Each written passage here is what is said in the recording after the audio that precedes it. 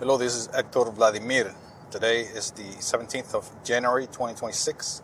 I'd like to discuss real briefly, not going to take too much time, the technology for cooking off the grid, and specifically is the solar type of cookers.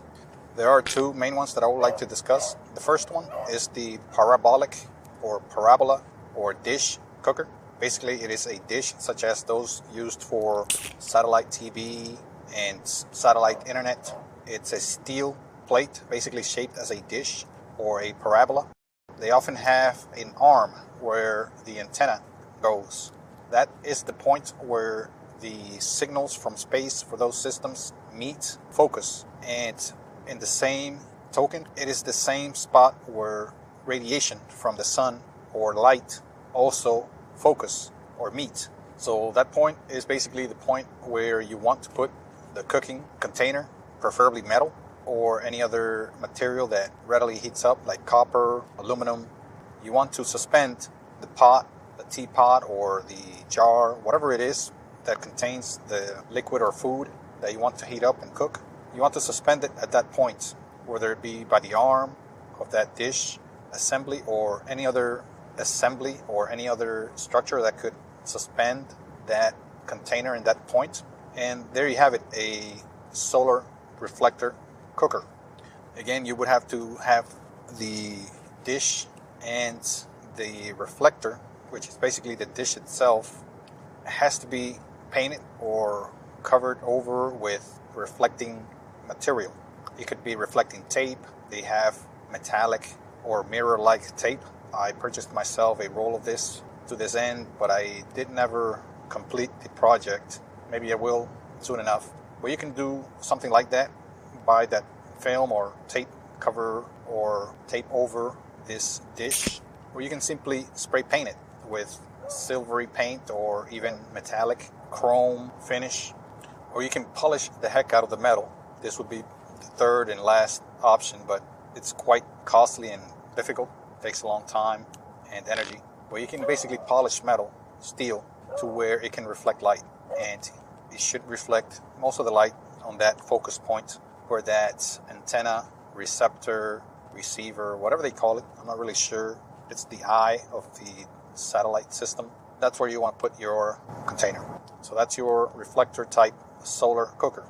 Of course, you need to have plenty of sunlight. You need to be able to cook during the hottest part of the day.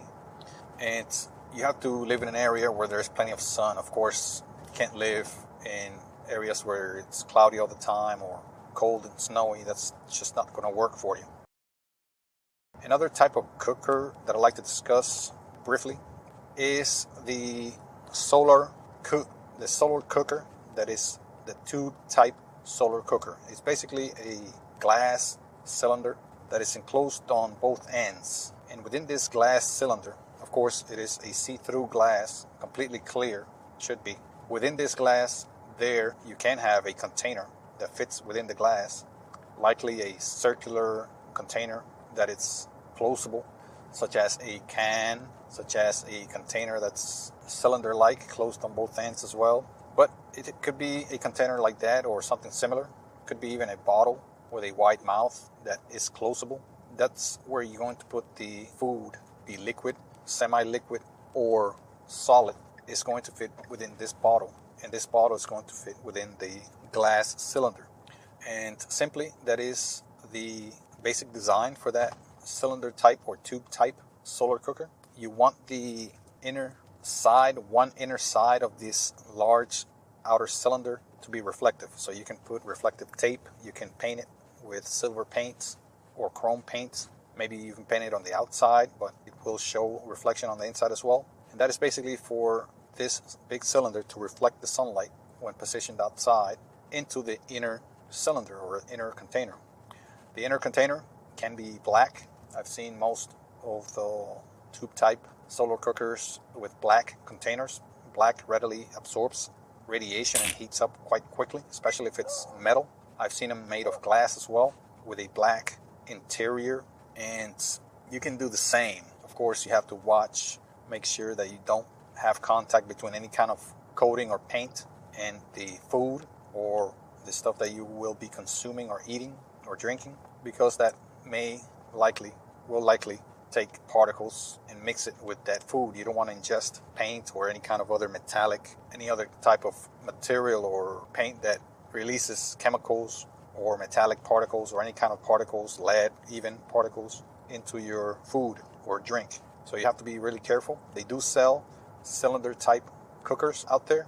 I've seen them online. They're not that expensive. They range from $40 for your liquid solar kettle, they call it, for Patriots. They have a couple of models, one smaller that's about $40 and a larger model that's about $80 to $100. The larger model, I believe, you could put some semi-solid food such as stew, soup, noodles, etc. The smaller one is recommended for water, for heating water. I believe it brings it to almost a boil in very intense sunlight. I don't think it brings it to a complete boiling point, but pretty close to it. So it's not too bad. And that is the basic design of a tube type or cylinder type solar cooker. Those are the two technologies that do not use any electricity. They use sun radiation. There are other types of cooking technologies that you can use to live off the grid and not use electrical energy, to where you're going to be using energy from your battery bank for that. Again, heating takes a lot of energy, current, so you want to avoid heating things electrically using batteries. That's just going to drain your batteries very rapidly. So you want to avoid that, and for that you can cook using the sunlight if sunlight is indeed available in your area. Thank you very much. Hello, welcome to Living Off the Grid. Today is January the 16th, 2026. I'd like to keep discussing some technologies for living off grid, specifically for cooking. The technology I'd like to discuss is, the first one is the Anafe, or the Anafe grill. It is basically a type of grill cooker that is electricity less. It doesn't work with electricity, of course, and it does require the use of charcoal or another solid fuel such as wood chunks or coal, but it is a type of cooker that you can readily move around. It's quite mobile and portable. It's small, compact. It's a bit heavy because it's made of usually of cast iron, quite sturdy. It is in the shape of a cup. It has a wide end on top, round, circular, wide top, and a smaller center column. That's where the coals or fuel or chunks of wood or solid fuel would go. It's not designed to cook for a long, very long time. You have to add the fuel for each item you cook. For example, if you're going to cook a pot of rice and also a pot of beans, then you would need to refuel it for each one of those items. That is because it's quite small. They used to use it a lot, to my knowledge, in the Caribbean. Some people still use it today, perhaps many. And again, it is an option for you to save energy, big time. Electric energy is among the least or the costliest. I wouldn't say the least efficient. It's somewhat efficient, but the cost of electric energy, especially here in the United States, is just through the roof. It's astronomical. So it must be avoided at all times to use electric energy. And of course, heating equipment are the equipment that use the most energy. So you want to avoid that like the plague. You want to avoid using electric energy for heating, especially like the plague. So the Anafe cooker is a good option to have, maybe one or two in your backyard, in your porch, outside. It is an outdoor cooker. You don't want that indoor. It does produce a lot of smoke, and also it is a fire hazard around combustible materials. So you don't want to have it on your rug indoors. It's going to smoke your entire home, and it does get hot since it's cast iron. The heat transfers readily throughout. That's why it works so well throughout the whole cooker, not just the grill up top. It is usually a cast iron grill up top as well. It could be steel rebar grill or a steel bar grill. It could be, and it usually is, a cast iron grill up top that's quite durable as well. That is one option. The next option is also having a camping stove. Camping stove come in many fuel options such as LPG or liquid gas propane, whether it be those more portable camping propane cans that they sell. They're quite popular in sporting goods stores or general stores such as Walmart, Target, etc. So you may want to consider that. Also, they do come in other fuels such as butane mix or blend, so do consider having that. Also, it comes in other blends or other fuels, other fuel types, type that you can refill with a liquid type fuel, and that does save you an energy big time. I am myself using one, have been using one for many months, and my energy bills have plummeted since. Yes, you have to be replenishing the fuel, but I do have a LPG small tank hooked up to it that lasts about 6 months, and 6 months worth of energy savings is a lot of money, especially when we're talking about electric energy. Another cooking option that I want to mention is the China box or Chinese box. They have other names: Swiss oven, Norwegian oven, something like that, or Viking oven. But this is pretty much also thought to be a indigenous invention from the Caribbean, where indigenous people used to cook underground in a hole. Basically, they put the animal, whether it be a pig or some sort of deer, in a square hole or round hole, doesn't matter, underground, and they threw a bunch of tree branches or sticks or small thin logs. They arranged it up top in a grill fashion, and then they burnt material, whether it be logs, wood chunks, whatever else, on top of that. And the heat readily transferred downward. I don't know if it's the heat or the change of pressure, the much higher pressure that is built within the hole that cooks the meat, and it works quite well. It cooks it right to the bone, and this could be done in a more intricate fashion, of course, with a box. It could be a wooden box, but it must have an insulating layer between the wood and also a lining of metal, preferably stainless steel metal inside. It could be aluminum, but I believe a metal that doesn't corrode as fast is the best, because of course heat is going to promote corrosion very quick. So basically a box lined with an insulating material and then metal. I built one myself, and I believe it was steel, sheets of steel, the ones used for roofing repairs or roofing installations. They sell them in rolls. So I used that. I basically lined this box. I didn't really put a insulating material, so the box used to smell like it was burning. So you want to put some sort of insulating material that doesn't cause the wood to heat up and start burning. And also there should be a metal container that sits on top, that where the coals are placed and lit up. Put half a bag of coal in a medium-sized box. They have dimensions and instructions how to build this box, China box. So I would recommend you look for that if you want to build one. You don't have to buy one. They do sell those as well, already built, but you can build it yourself. It's not difficult if you have the right tools, materials, and basic skills, woodworking skills. So I would highly recommend you build one.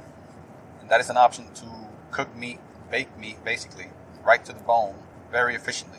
It takes perhaps hours to cook a ham, for example, an entire chicken, a whole turkey, and it does keep its moisture. It doesn't dry it up. It's quite efficient, and the meat tastes quite well and cooked very deeply and very efficiently. So do look for that. And those are the three options that I think are most accessible and readily available for most people. So I'll keep it at that. And again, those options will save you tons and tons of energy and money as well. So good luck, and hope everything goes well with your plans of living off grid and cooking off the grid.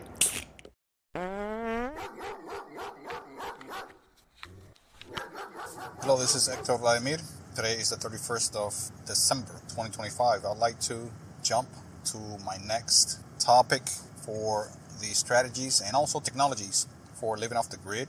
The next strategy deals with strategies and technologies for shelter or housing. I'll discuss different types of housing that may be options for you if you want to live off the grid, and more importantly, how to attempt to be debt-free with housing. Housing, of course, if I could jump on that first, is probably or likely the most expensive or the highest expense that you may have, period. If you are a income producing working adult in a modern economy like most people live, especially those that live in cities, towns, etc., housing will likely be your highest expense. Unless you're extremely fortunate to be in a predicament or situation where you do not have to pay a lot or maybe any cost for housing. But most of us do, and housing is extremely expensive. Some areas are very bad or are extremely expensive for housing. Los Angeles metropolitan area, the New York metropolitan area, the Chicago greater metropolitan area, the Miami metropolitan area, Dallas, Fort Worth metro areas, the Houston, Galveston metro areas, the Atlanta metro area, the Orlando metro area, the Tampa, St. Petersburg.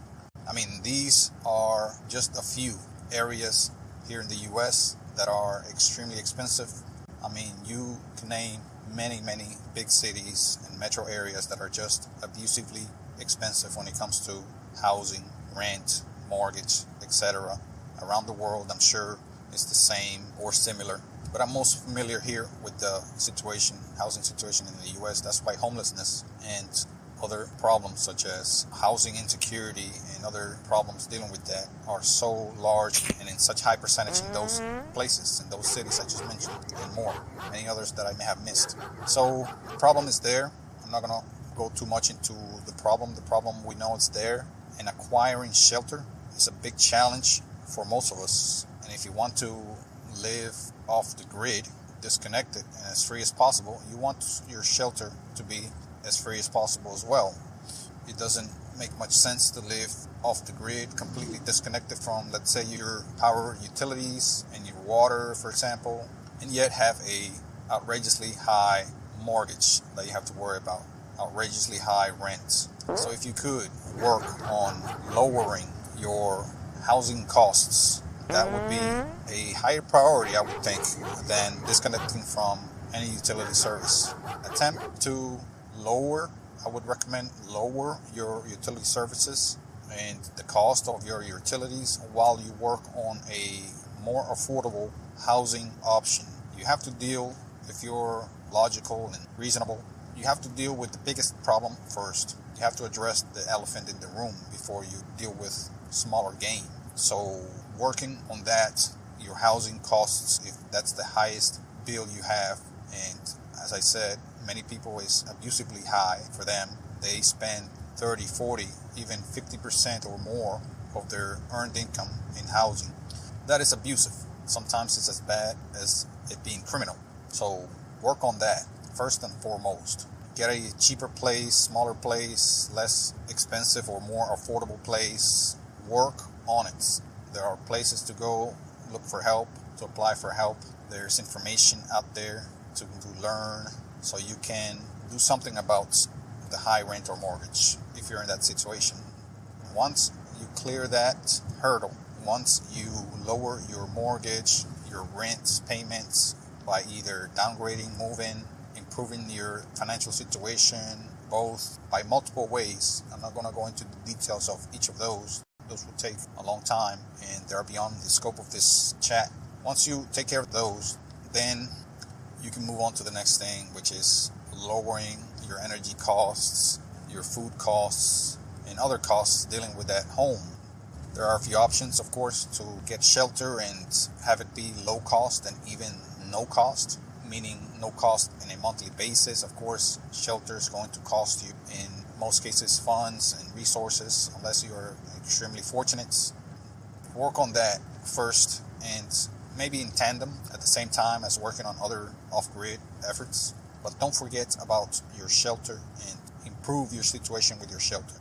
If at all possible, work on what they call the American dream, the possibility of owning your home, whether it's here in America or any other part of the world. I highly recommend, if at all possible, however remote it may be, work on that possibility of you owning your home, paying it off, paying for it a little more than usual, a little more than what you're required. Bring down that mortgage loan balance so you can pay less interest in less time, so you can get that balance within reach, within shot, I would say, of getting it canceled, getting it to zero. that would be a great goal to have. Bring your mortgage balance down as low as you can every year, with the ultimate goal of bringing it down to zero. Owning your own home so you can save a lot of money and also have a lot more options and freedom. Once that's done, of course, there are many strategies to do that. Details on that are many, dealing with lowering your debt, increasing your income, maintaining your income, lowering your cost of living, other than dealing with insurance and any kind of energy use, any kind of expenses. Lower your expenses as much as you can so that you can tackle your situation with the cost of living, especially if they are especially high, abusively high.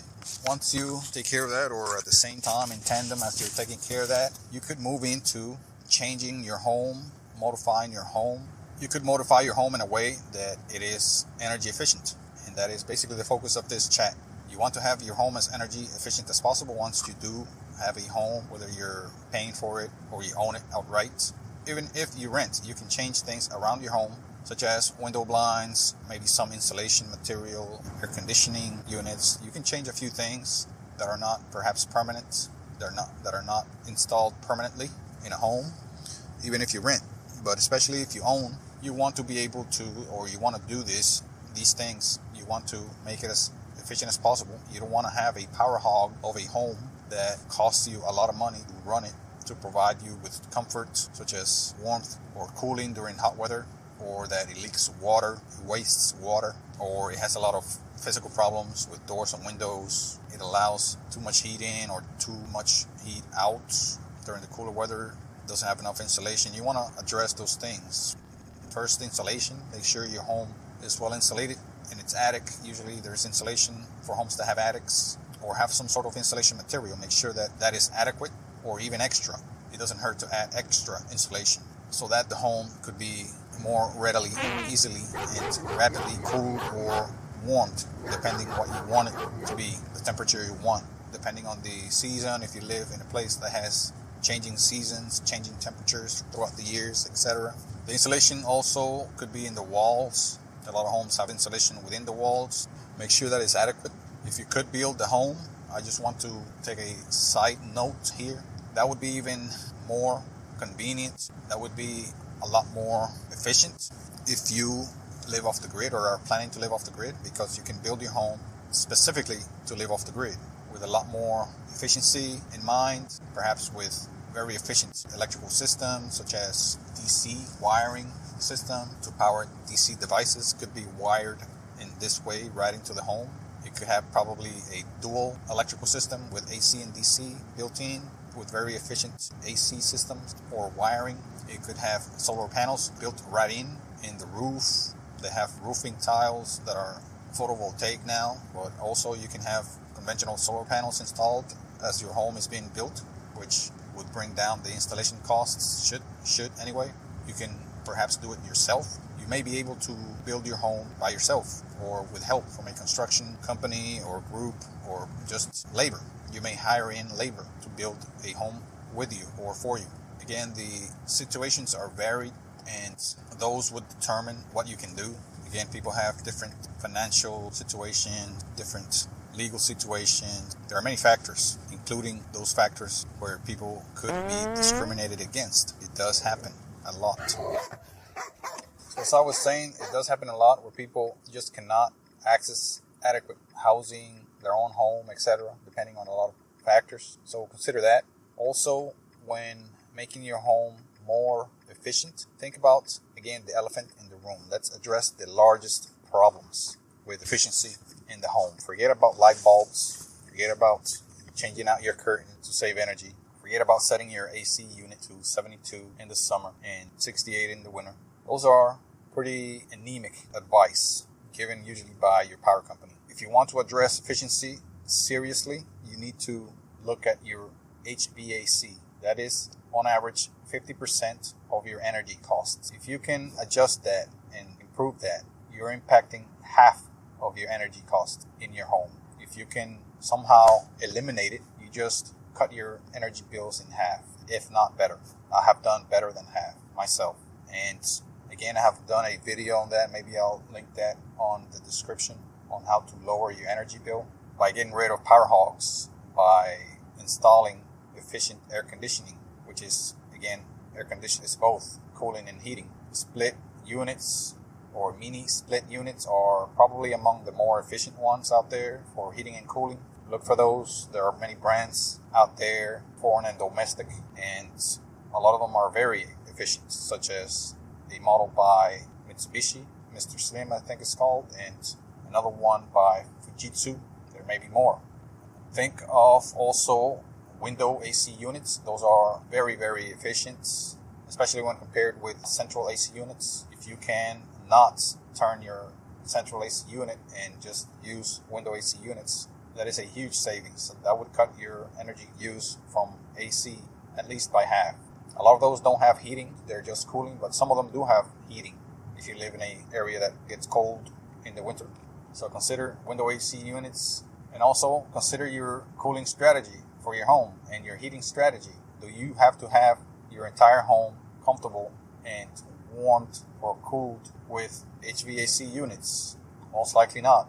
You may be able to just air condition one room at a time, the room that you are occupying, or the rooms that other people and you are occupying at one time. And by not keeping the entire home air conditioned, you're saving a lot of funds, money. You're not lining the pockets of the electric companies and its executives. So think about that. I have developed on how to save energy quite a bit, even on that last series that I had for Living Off the Grid, Book 1, The Rationales. I developed on that there as well. So I won't beat that dead horse too much. Last thing I will mention on air conditioning, air cooling specifically, there is a technology that is very low energy using, or uses very low energy, and you can also have it use DC energy, which is more efficient for off-grid systems that use batteries and solar panels, and that is the Icebox air conditioner. There are many models out there. There are some that are built for sale. You can build one yourself, and it's basically an icebox, a container, usually a cooler with holes cut in, with fans arranged in a way, maybe one fan or more, arranged in a way to draw air into the cooler, which has ice, and to push that air out, with the air usually a lot cooler and also moist, which helps with cooling. There are many models, again, that you can build yourself. It takes simple circuits, wiring, motors, motor controls that you can easily find plans for online. If you're crafty, it's even easier for someone to build. You need just basic materials, basic parts, of course a battery or more, maybe a battery bank, and a way to keep that battery charged. It could be a set of solar panels, or it could simply be a battery charger that you could plug into the wall. Or you can have a system that works on AC, that works straight from your wall outlet, and save a lot of energy. That way you could take this cooler, air cooler, out on the road. Is more or less portable if it's small enough, and it is a low energy alternative to air cooling. Again, could work with batteries easily. Moving on to water systems for shelters, for homes. You can have, again, a rain collection system in your home built in during construction, or you can add it on after construction once the home is built. If you buy a home that's been used, built, you can add that on easily. It's just a matter of doing some work, getting some parts, usually putting a gutter system that channels the water from your roof to a container. It could be a tank, it could be buckets, it could be a big container, small container, medium, a barrel. There are many options, and it is relatively low cost. You can hire someone to put the system for you, or you can do it yourself if you're able. You can also pump water from a body of water, again, as I mentioned earlier, right to your home, to your home's piping. It just takes a few connections, a few plumbing connections. You can hire a plumber to do this, or you can do it yourself if you are able. You can become familiar with some basic plumbing. Again, using tubing, using some pumps, using some reservoir tanks. I invite you to learn about water systems for your home. You can get water, again, it's straight from the rain, or a tank, a cistern, whether it's a tank above ground, underground. You can also choose to have a water well if you live in an area with water reservoirs underground or groundwater that's available. Those could be, again, pricey to install initially, but they are worth the cost. You may also have to clean or filter or treat the water that you get from water sources, whether it's rain, bodies of water, or groundwater. You may need to have a water treatment system. Some of them could be a bit pricey, but they are still more affordable than a high-cost connection to your utility. So consider that. Think about it. Learn about it. Look it up. Same with sewer systems. You need to have a way to get rid of your shit, basically. And sewer systems, that's what they do. Get rid of your wastewater, whatever you want to call them. Basically, you dig a hole in the ground. That's where you poop. That's a basic latrine. If you want to get more intricate, or if there are many people in your home, a latrine won't do. It's just too much. Then you may want to have a septic tank.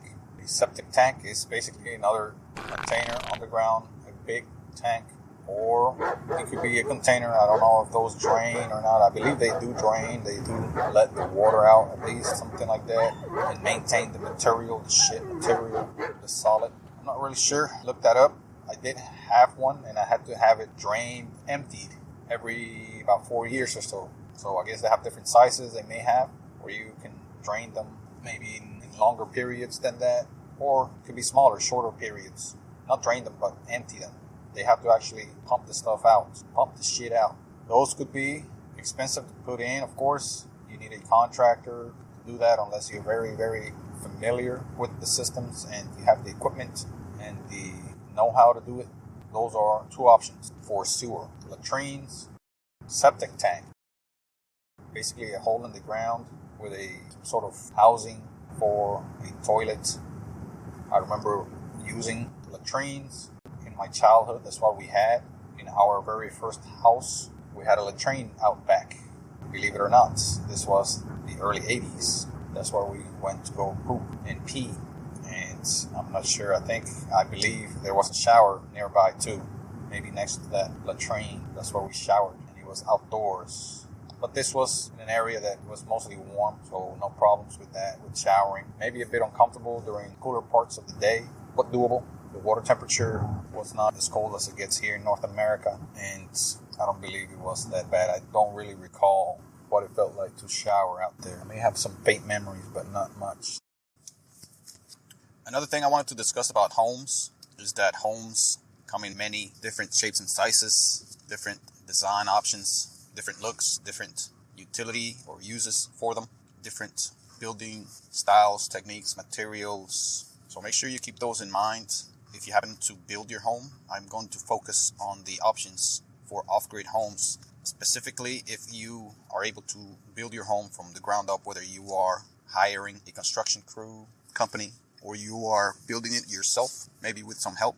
And for off-grid, I have thought about this quite a bit. I have planned and designed a few homes going back years, and I have explored, studied, and attempted to design a few options, a few different types of homes. The first type I was quite interested in and attracted to were the dome type homes because of their durability, their resilience to extreme events such as wind, snow, and hurricanes even, and tornadoes. And I did get influenced by a gentleman called Jack Fresco about that, and he adamantly supported. He's no longer around, but he supported very adamantly the use of domes. Perhaps because he lived in Florida, and before that I believe he lived in a Pacific island that were quite prone to high winds and hurricanes especially. But that does apply to many areas, many coastal areas, especially around the world, island nations, coastal areas, both in the Pacific, Atlantic, and other seas, other oceans. So many areas of the world are coastal, especially high population areas. So this does apply to a very large number of people around the world to want to build, or they should want to build, homes that are resistant to high winds, including those of very high winds and extreme winds such as hurricanes and tornadoes. Again, hurricanes can spawn tornadoes, and tornadoes could occur on their own, especially here in Tornado Alley, what they call an area prone to tornado activity in the United States. It's a very large area, and a dome is a very smart, convenient, and logical choice, I would think, to build a home if you have the option to build one. The only problem is that the dome is a complex structure, as looking at it from the construction and even the design viewpoint or perspective. So constructing a dome is no cakewalk, no easy feat. It's not an easy thing to do, especially because we haven't been constructing domes in conventional homes yet. I don't think of any society, city that primarily builds domes as homes and structures, buildings for people, or even commercial. You see them here and there in large and fancy structures and buildings such as churches, mosques. You see them in governmental buildings, and some hotels and some large buildings. And very rarely, although you do see them, but very rarely for residential buildings. And I don't know why that hasn't been adopted a lot more than it is now. Perhaps again because of the difficulty of constructing it. But I believe it is not as difficult as it seems. And I believe that with resources dedicated to the construction of domes, the construction could be a lot easier than even conventional homes. I think it would take less materials, less labor, less energy, less resources to construct a dome-shaped home through the use of more efficient or advanced materials, such as how some Japanese or a Japanese company has done. They build domes from compressed styrofoam, which are very durable and also safe, not to mention insulating from the heat or cold from the outside. Styrofoam is probably one of the most insulating materials I can think of. So it is already built in the walls, the insulation. There's no need to add insulation to those structures. And the dome itself, as you may know, is a very strong and resistive structure. It is what they call self-supporting. It doesn't need so much support like a boxy home, like a rectangular type box home, as you see, that it needs a lot of supporting members inside and out. It needs a triangular structure as a roof for added support. And even then, as you can see from hurricane and damage from tornadoes and high winds, box type homes are not very strong.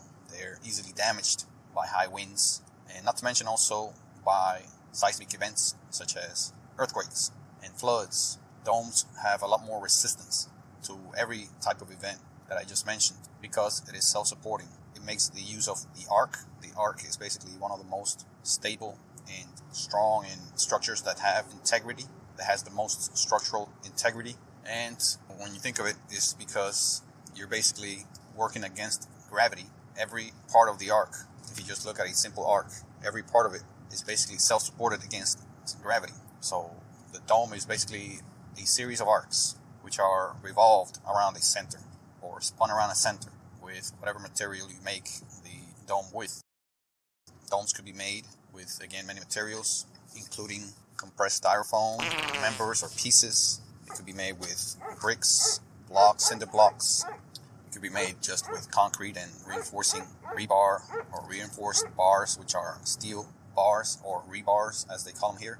They could be made of stucco and rebar. That can be made of wood members. I designed myself one structure made out of entirely wood and composite wood, which is basically what they call here cut pieces or cut panels of plywood. Cut panels of plywood, shaped, curved, slightly curved, not too much, but slightly curved.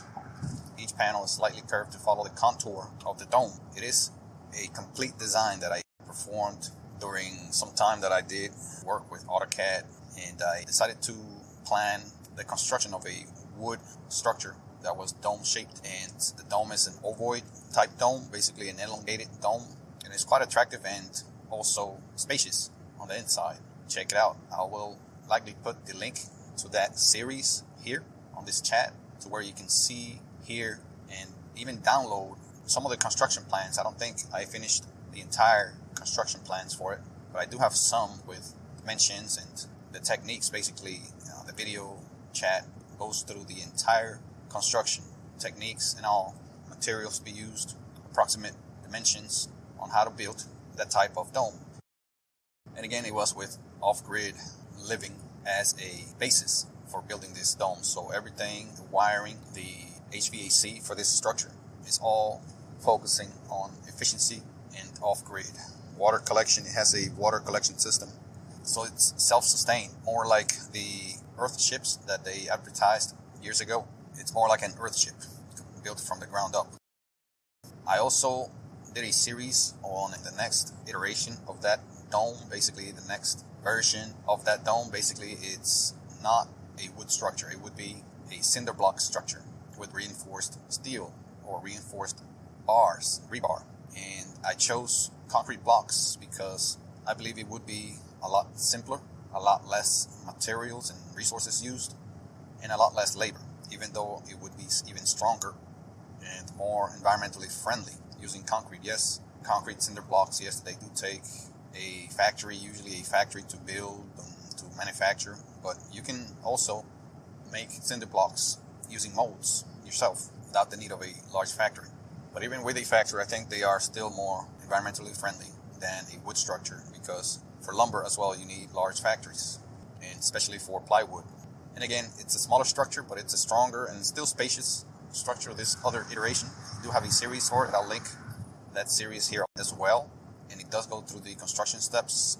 I did not go as far as the other one, as far as making some of the construction documents or plans for it. But I do have a model. I do go through the model and explain the construction steps, maybe some dimensions, and exactly how to build a cinder block dome using what I call a dome maker, which is basically a temporary wood structure that basically revolves around a center. And basically it helps you lay each cinder block in its correct spot, and you go around just laying blocks in arcs, and you revolve around block laying little by little using this template. It's almost like 3D printing a dome, but doing it manually. No advanced and complicated, expensive machinery required. This is done all by people, by hand, preferably a crew, but not too large of a crew. A small crew can do it. A crew of 4, preferably, but it could be as small as a crew of 2 people working on this dome and completing it perhaps in a couple of weeks with all the materials at hand, all of the equipment at hand, which the equipment is not much. Also, what you will need to construct this dome from the ground up is the materials and the labor. Some equipment, yes, will help, such as trucks to load and unload materials, and perhaps a small crane to lift the center mast. There's a center mast. And you perhaps could lift blocks off the ground or laying using some other equipment, such as, again, cranes or other kind of lifting equipment, such as a boom or something similar.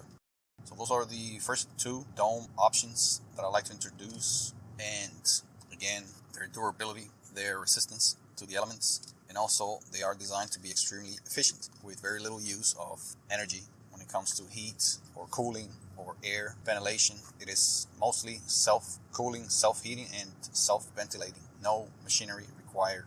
And there are a few concepts that I do use: convection, the greenhouse concept, effect, etc. And also insulation, natural inherent insulation, and also water collection. I mean, it is well thought of, I believe, and if you are at all able to undertake such project, this is an introduction and perhaps an idea for you to design maybe your own, or have a firm design, something similar.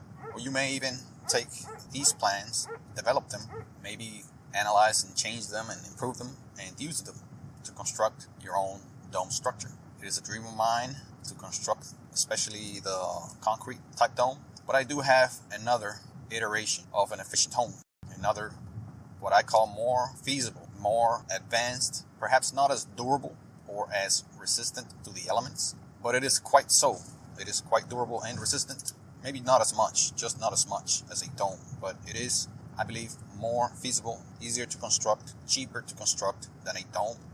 It uses existing materials and techniques that are widely available. A dome would have to have a lot of techniques, especially. The materials are there. It's just that the techniques and the construction molds and all of the other stuff would have to be custom made. For this other home type that I'm speaking of, it is conventional construction techniques. It is a triangular extraction. If you can think of a triangle standing up in front of you, and you just extract or pull, extend that same shape, let's say, of whatever material towards you or away from you. So you have an extruded triangle. It's called an extrusion of a triangle. That's the basic shape of it. Of course, it would be made of conventional materials such as wood, lumber, perhaps aluminum members, or even steel members. It is up to you, but I designed it to be made from lumber, which is widely available here in the North American areas. And it uses wood panels, or they call here plywood. But it could be made with many other materials. It could be layered with wood panels and then insulation and then bricks or concrete or what they call stucco. I mean, there are many options. It's best to look at the design, at the home.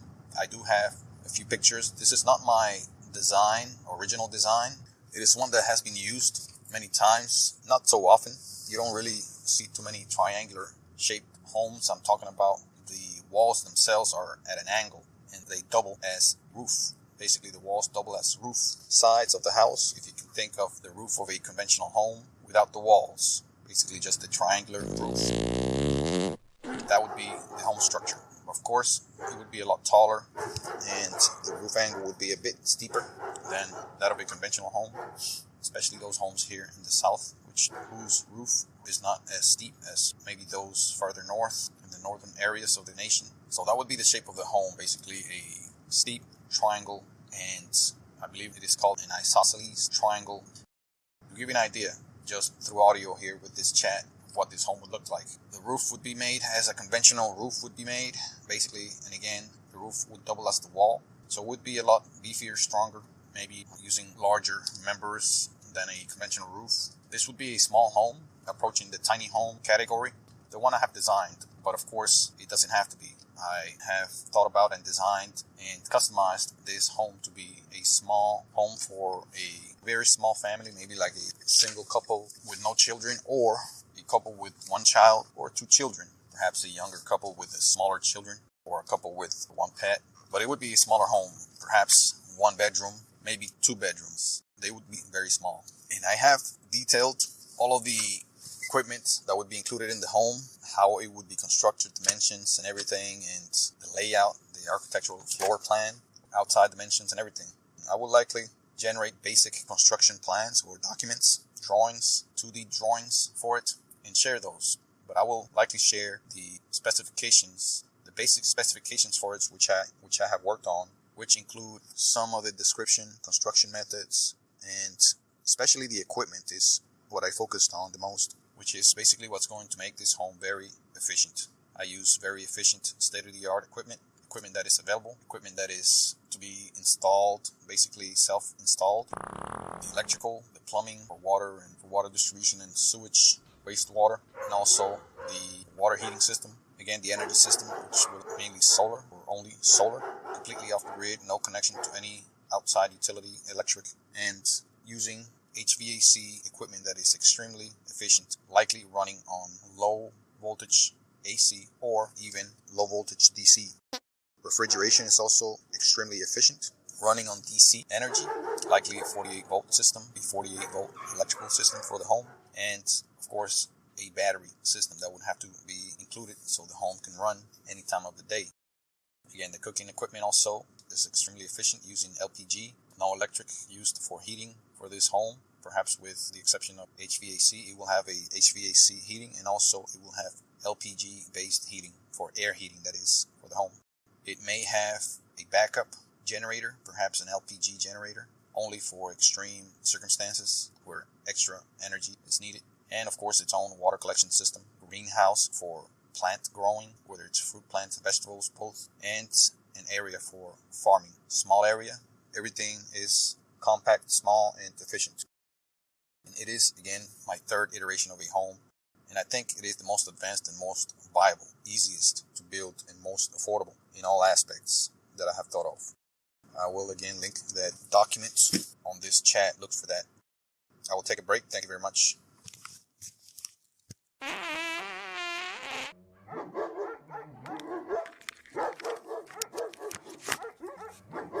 And to speak about the topics, strategies, technologies dealing with energy, huge, important topic to talk about in regards to living off the grid.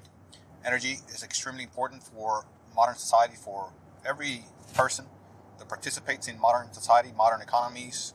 Energy is used for just about any action you take, including those of machines, equipment, whether they are electrical, mechanical, or that work with any kind of other source of energy, fuel. The energy type I'm going to focus on here in this topic, of course, is going to be electrical energy. It is the type of energy that we most use in our daily lives as people participating in society, in the economy, at work, at home. Yes, we do use other types of energy, such as heat energy from fire, stoves that may be powered by gas, like propane, natural gas, and heating equipment for air heating for the home. Also may use natural gas and other types of fuel, such as propane. But a large number of them do use electricity. Most of the appliances at the home use electricity, and that's what I'm going to focus on in this chat. I'm going to keep it relatively short because I have developed extensively on my first Living Off the Grid show, which is the legacy show of Living Off the Grid. The original Living Off the Grid series aired in 2015. Look for that. I will likely put a link for that. There are many shows in many episodes there, chats, conversations that develop quite extensively on solar energy, wind energy, and other types of energy sources such as power generators, whether it be fuel or gas powered generators. And it does develop somewhat, not as much, in other types of energy production devices such as geothermal systems. So to start with the most available, the cheapest, the simplest, and the most straightforward type of energy, which is solar energy. Solar energy is, again, one of the most available right now. It wasn't in the past, but in the last decade, it has become the most widely available alternative energy, what they also call renewable energy, new energy, and off-grid energy. Especially for off-grid, solar is, again, the most available, most straightforward and simple to use, maintain, purchase. And it is also the quietest, less polluting of perhaps all of the other off-grid energy sources. That's why I recommend it if you are looking into an off-grid source of electrical energy. Off-grid means disconnected from utility power, which means that you would need batteries to charge with solar panels in a solar system. You would need other pieces of equipment such as charge controllers. At times you do need inverters to use your system with AC or alternating current devices. Most of your home's appliances today run on AC. That is a type of electricity, type of current, alternating current again. And I invite you to look at the many information out there that are available online, available on all kinds of media, books, audios. There are many podcasts dealing with that, many programs, video programs on YouTube and other sites that explain it, that develop it, that show you a bunch of ideas how to install it, what type of equipment. There's a wide variety of equipment to consider. Most basic being just a 12 volts, 100 watts solar module or panel combined with a 12 volts, maybe about 50 amp hour battery and a small simple charge controller, which is maybe $15 or so. The charge controller, you want it to be about 10 amp, at least 12 volt, 10 amp. And there's going to be wiring wired for the batteries, for the solar panels. Usually the solar panels come with two cables, one positive, one negative, that you can connect directly to the charge controller, and the charge controller also goes connected to your battery. That's what keeps your battery charged and not overcharged. Doesn't allow it to overcharge. And then your connection from your battery goes to your inverter. Positive and negative cables go to your inverter, which in turn does have one or more outlets where you can plug in your AC equipment. The wiring connections are simple, straightforward. I just described it in simple terms. If you want to look at how they are, look at the diagrams online. There are many sites that have them, videos that show them, many manuals on connecting them. Some of the equipment bring connection requirements and connection examples. There are a few connection options with batteries if you want to use more than one battery, of course, as well as connection options with solar panels. They're both sources of power, the solar panel and the battery, so they could connect more or less in a similar fashion, but do look for connection diagrams, drawings, so you can become familiar before performing any connection. Make sure that you are familiar with how the electricity is to flow and how the connections will be made before you actually make them. And those are solar panels. Again, you can install those on your roof. There are racking systems. There is a variety of racking systems that you can choose from and install, whether you install them yourself or you hire a person, technician, to install them. They can go on your roof to where your panels will be installed on them. They will be secured to those racks, and of course that would require much familiarity with roof installations. Make sure that your roof does not leak after the installation. You may want to hire someone to install it that knows what they're doing, or you can become very familiar and knowledgeable before you install it and then do it yourself. It is not too difficult if you're able to physically do it. So I recommend become familiar with it though before engaging in that installation. Also, you could install solar panels on the ground. Not necessarily the solar panels, but the racking system that is to support the panels could be ground-based. They call those ground-based installation, which could be many different designs, many different types, many different materials that could be used for it. Wood, lumber being one, steel being another, aluminum being another. So do look for options for that. There are many, and depending how many panels you will put on the ground is what you are going to look for when it comes to the size and type of structure that you need. If the system is to be installed using just one panel, of course, you need a very small installation structure. If it's going to install or carry several panels called an array, then the structure would need to be strong enough and able to support those panels. Of course, the system will also have to be grounded if it's a larger system with more than one panel. So make sure that you are familiar with what grounding is, what grounding does, and how to perform grounding using cables, connections, terminals, etc.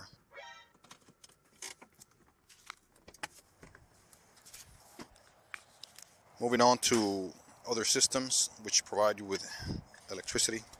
Again, do look for information online, including my past videos, my past chats, podcasts that explain in detail how solar energy works, how solar panels work.